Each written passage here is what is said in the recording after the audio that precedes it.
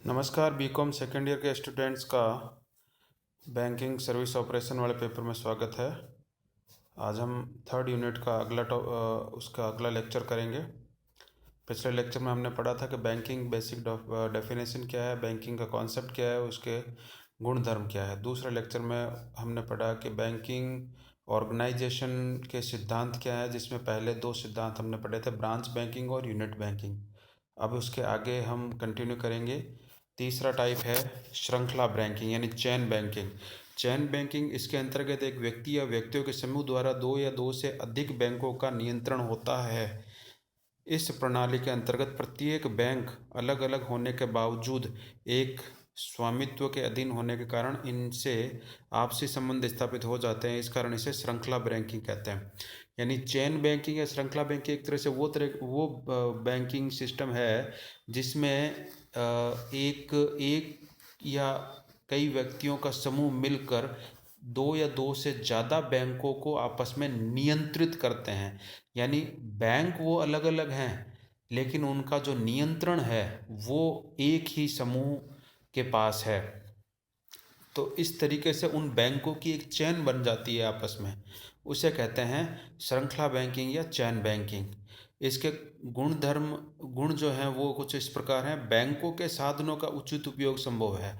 इस तरह की बैंकिंग में जो बैंक, क्योंकि एक ही स्वामित्व में दो से ज़्यादा बैंक होते हैं, तो उनके साधनों का उचित उपयोग होता है।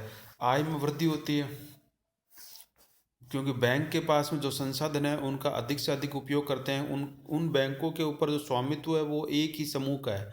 इस वजह से वो अपने सभी बैंकों के संसाधनों का अधिकतम उपयोग करते हैं।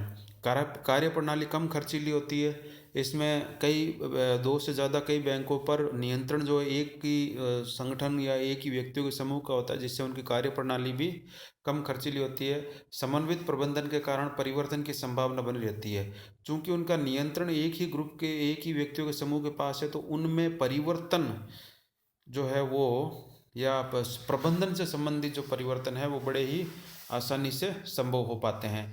नियंत्रण केंद्रित होने के कारण अधिक कुशल, चूँकि ऊपर के पॉइंट से भी क्लियर है कि इनका जो नियंत्रण है वो केंद्रीकृत होता है, जिससे अधिक कुशलता आती है। और बैंकों का जोखिम कम हो जाता है। जोखिम अपने आप ही कम होगा, क्योंकि अगर एक बैंक लोन दे रहा है और उसकी रिकवरी नहीं हुई, तो उसका जो वित्त का भार है वो दूसरे बैंक से इधर से उधर ट्रांसफ़र किया जा सकता है।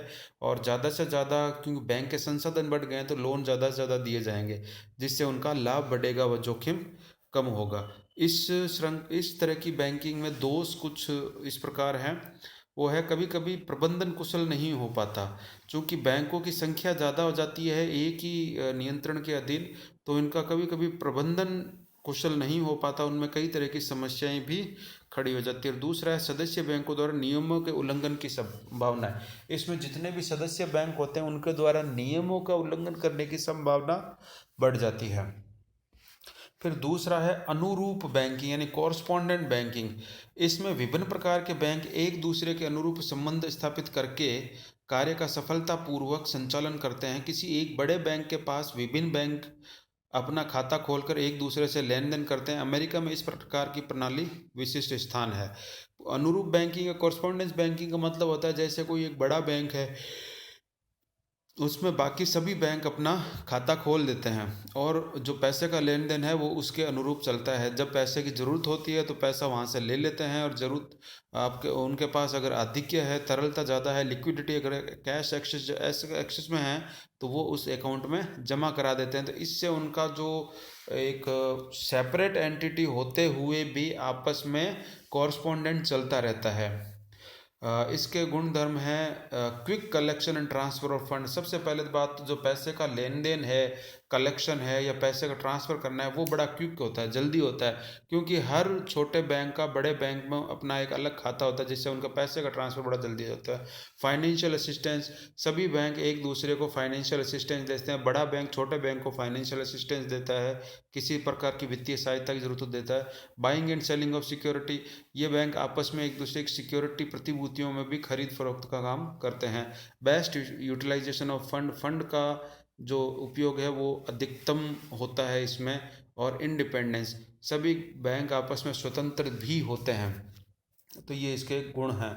अब इसके दोष जो हैं इस पद्धति से वो ये है कि डोमिनेंस ऑफ बिग बैंक, इसमें जो बड़ा बैंक होगा वो अपनी डोमिनेंसी यानी प्रभुत्व दिखाता है। दूसरा है प्रॉब्लम्स ऑफ रिसोर्सेज, संसाधनों का कई बार इस वजह से समस्या हो जाती है कि बड़ा बैंक या डोमिनेट बैंक संसाधनों पर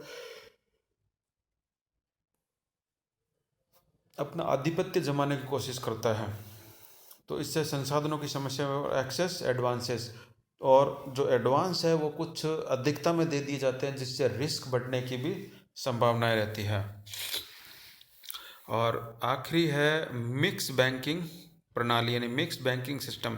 यह बैंकिंग प्रणाली एक इस सिद्धांत पर आधारित है कि बड़े उद्योगों का कार्यशील पूंजी हेतु अल्पकालिक ऋण, स्थायी पूंजी हेतु मध्यकालिक ऋण और स्थायी पूंजी हेतु दीर्घकालिक ऋण प्रदान करें।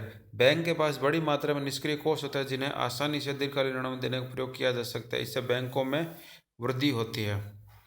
इसमें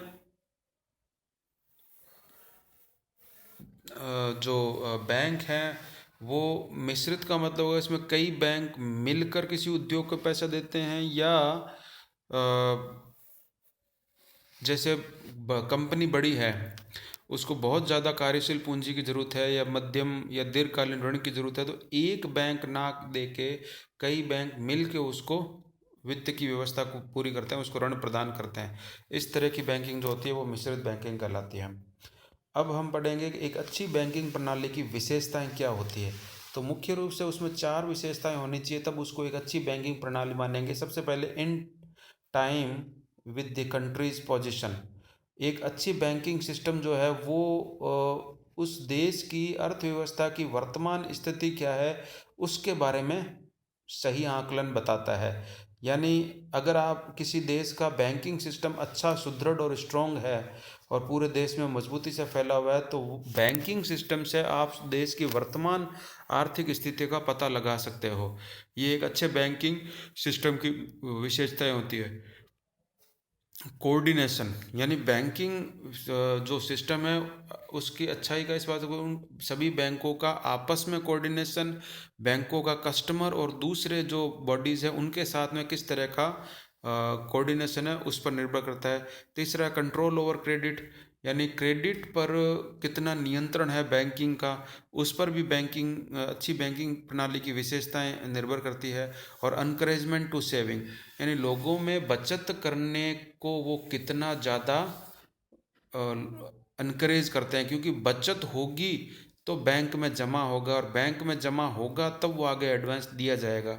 तभी उसमें कहते हैं कि अच्छी बैंकिंग प्रणाली का मतलब है कि जो अनकरेजमेंट टू सेविंग, सेविंग को बढ़ावा दे। तो ये कुछ अच्छी बैंकिंग प्रणाली की विशेषताएं थी।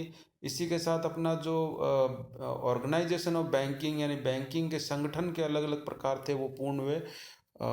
अगले लेक्चर में हम अगला टॉपिक पढ़ेंगे, तब तक आप पढ़ते रहिए, जो भी स्टडी मटेरियल मिले उसके अकॉर्डिंग बुक्स है तो बुक्स से पढ़ते रहिए और स्वस्थ रहिए।